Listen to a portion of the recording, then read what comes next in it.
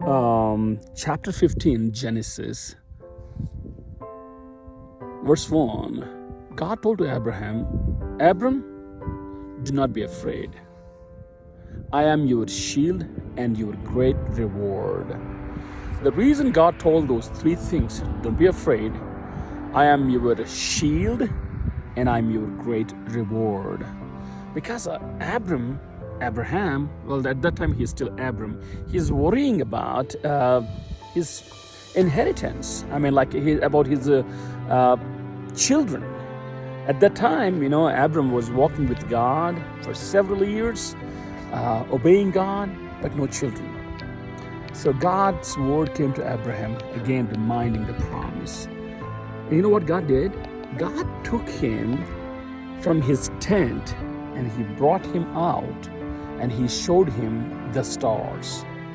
That's what God did. God showed him the stars.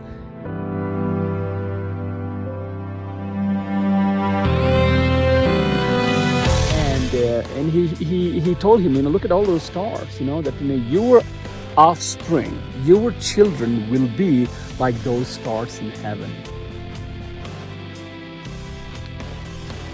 You know what? Abraham believed it.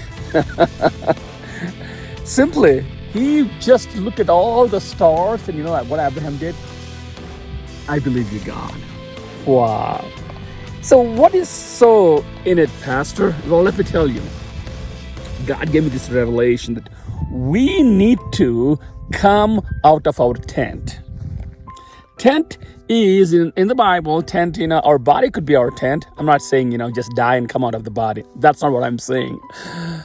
We need to come out of our physical conditions, like our from our flesh thinking, our carnal thinking, carnal living, carnal stuff. We need to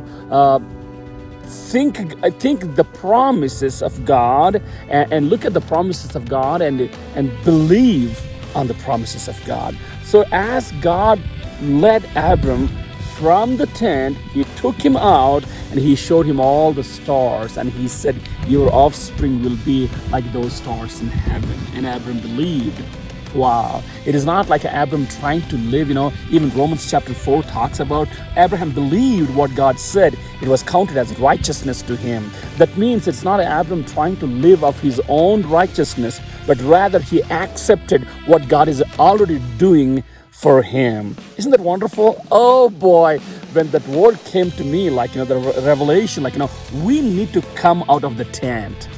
Our dwelling, that means our carnal thinking, our carnal living, our flesh life. We need to come out of that one and see the promises and believe the promises of God.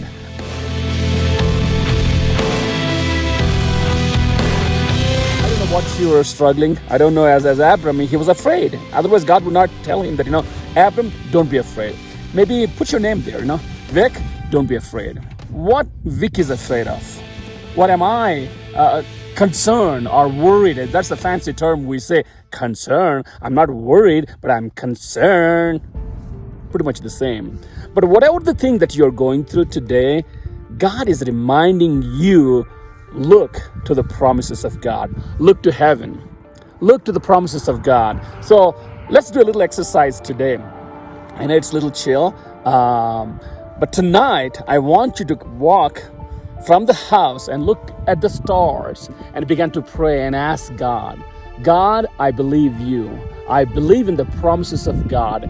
Help me to overcome my fear. Help me not to see the circumstances, what I'm going through right now, the pain, the suffering, the debt, the court, whatever it might be that you're concerned of. Just exchange that concern to trusting God and the promises of God. And also, God is reminding you, not the people, not the government, not your properties, not your inheritance, not your wealth, not your education, not your talents. Those are not your shield. Let me make it clear. God is your shield. And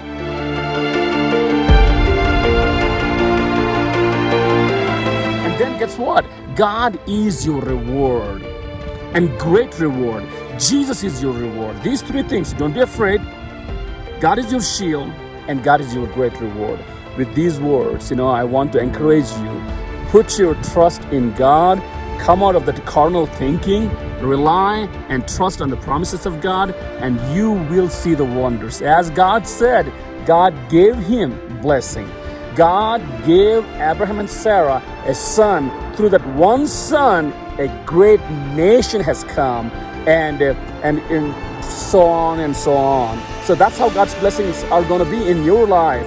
The decisions that you're going to take, the choices that you're going to take, the decision you're going to make today is going to change your offspring. It's going to change for generations. You are speaking blessings to your children, grandchildren, and great-great-grandchildren. So let's make a good choice and trust God, and you will see the wonders. God is wonderful, isn't He?